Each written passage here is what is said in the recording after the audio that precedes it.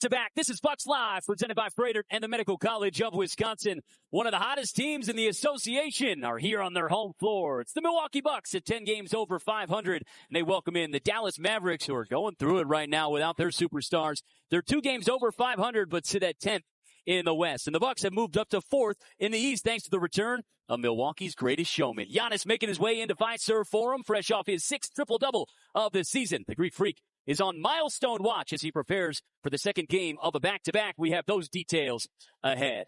The Bucks are 6-1 out of the All-Star break and fresh off a down-to-the-wire finish in the A. Great defense and being clutch in the clutch have helped become a good recipe for success. And did I mention the bench? Because this man is making his mark.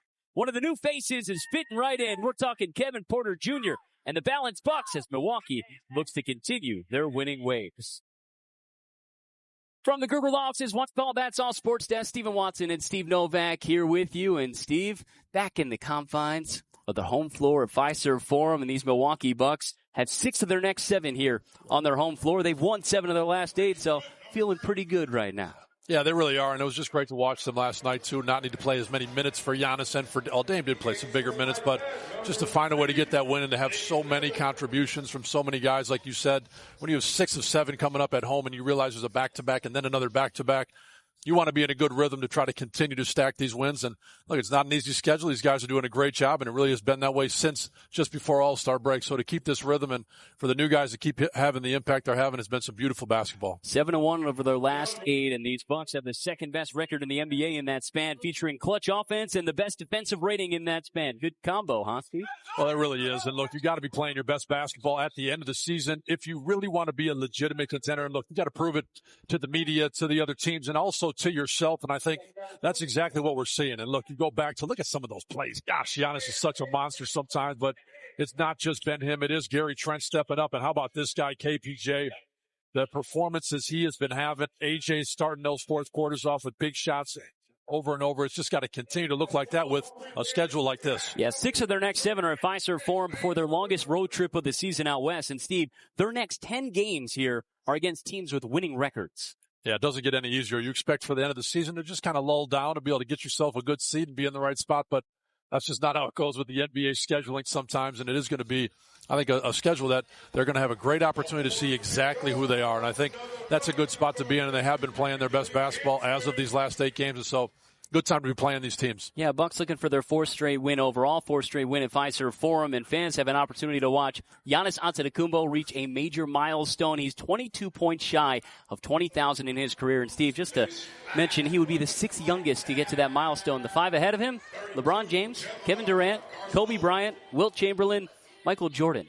Pretty good list to add your name to, huh? You aren't lying. He's on a lot of really good lists, and that's another one. Very deserving. There's been some guys scoring some big points. I know LeBron just had 50,000 points. That's regular season and playoff games combined. And so you realize, Giannis, with those 20K, it is impressive. And look, you got to have nights like you did last night in order to do that. And so for him to be putting up triple-double numbers after really coming out post-All-Star and kind of having a minute restriction, lulling himself back into his rhythm. Now he's back in rhythm. He's hitting mid-range shots. He's making almost all his free throws. He's doing a little bit of everything. But more than anything, he is playing the way I think a true leader of a team needs to. Look at him distribute. He had 4 assists in the first quarter, not scoring too many points in any of the quarters, but ends up with 26 at the end of the night. It's just on there battling and doing what he does. And it really is beautiful basketball to watch because I think you realize Giannis has willed this team in so many ways and at so many different parts of the season with just his energy, with how important these wins are, how important it is for him to be out there. And so him taking a little rest and needing it, obviously, just before the All-Star break, I think we're seeing the best version of him. Maybe not the most points we've seen him score, but definitely the impact that he's having on winning is beautiful. Yeah, his 6th triple-double of the year last night for Giannis. And Dame is one of 9 active players to reach that 20,000-point milestone. And Dame looked like he was in a boxing match. And he loves playing or, taking the ring, but took one shot to the eye as well, Steve. Well, he did. He came out, had his best quarter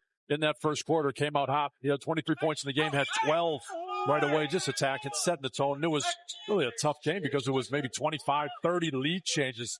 Not sure I've seen a game with that many, but Dame with a huge finish right there to go up by 4, up just 2 with 30 seconds left. But look at the first quarter, taking an elbow from Clint Capella. Well, he says he's a boxer.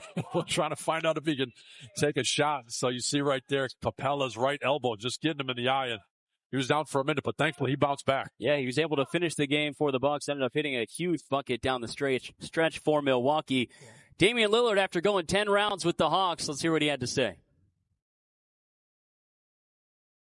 I went up to try to, help him off the glass, and was behind the guy. His arm just came down. His elbow went, right up. Like the point of his elbow hit right on my eyeball. So, once it hit, I knew it was either going to swell up or turn black. I never had my vision get blurry like that, so I was like, I opened my eye.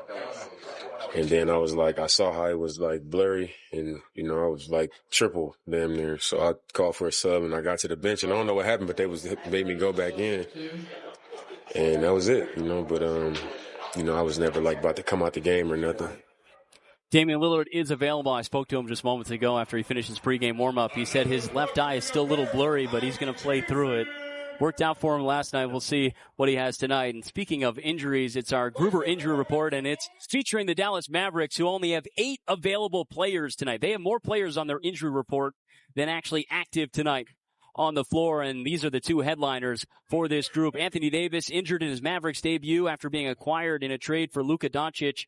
And then Kyrie Irving, he's out for this season. They learned yesterday with a torn ACL that he suffered on Monday night. Steve, you never want to see this from superstars in this league. No, you don't. This is, like you said, Monday night, just attacking, doing what he's done a million times and just landing weird. And, you've seen it, the non-contact injury where all of a sudden he goes down and you just fear the worst. You hope it's just not the case. He's going to hop up and knock his free throws down. And, well, he did tear his ACL, but he did hop up. He did knock his free throws down. Very Kobe-esque in so many ways. This is one of the greatest players to ever do it. Some of the most entertaining basketball games, some of the biggest shots to win championships when he was playing with LeBron in Cleveland. And so you just hope that he can heal up, that he can get back to himself. But this is a guy that just had 31 points a couple nights ago against Milwaukee and was averaging 28 points per game in the 5 games previous. It's been obviously a very rough stretch for Dallas with AD being out, with no more Luka, and now Kyrie going down. And so just send well wishes to him that he heals up, and nobody in the basketball world ever wants to see a guy go down, so hopefully he can bounce back and be strong again. Yeah, Kyrie regarded as one of the most likable in the league, well respected, and he earns the respect of Giannis Antetokounmpo, who had this to say about Kyrie. Man, horrible. We just played him. He had a great game against us. He's been having a great season. This year, last year, it helped his team go to the finals. I feel like he's become such a great leader.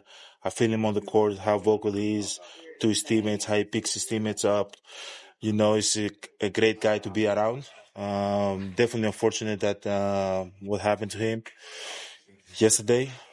I wish him fast recovery. He's going to come back and do what he does, keep on dominating the league and helping his team be great. And I wish him and his family nothing but the best. It's been a wild month for the Dallas Mavericks, dating back to February 2nd when they had arguably the most shocking trade in NBA history, trading Luka Doncic to the Lakers to acquire Anthony Davis. Then he makes his debut a couple days later. He's injured, out for multiple weeks, maybe for the rest of this season. Then February 8th, Gafford injures his right knee. He's still not available for the team. Doncic recording a triple-double against his former team. And then, of course, on Monday, Kyrie tears his left ACL, and this Mavericks team 6-7 since trading Luka Doncic. Steve.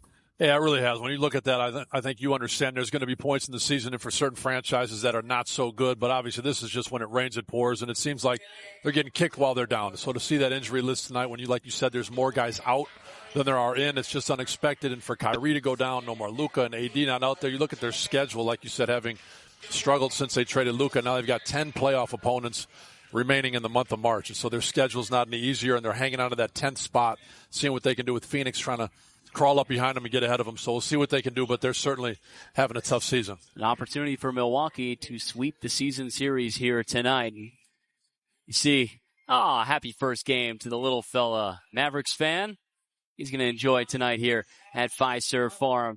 Means more to the parents at that age.